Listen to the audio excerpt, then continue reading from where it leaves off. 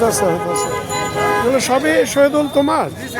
মাশাল্লাহ। কতগুলি খাসি আছে এখানে? কতগুলি খাসি? 36টা খাসি শহীদুল্লাহ।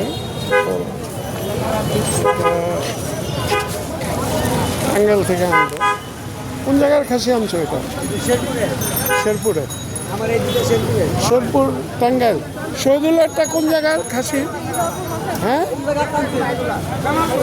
জামালপুর। জামালপুর তো টাঙ্গাইল। টাঙ্গাইল টাঙ্গাইল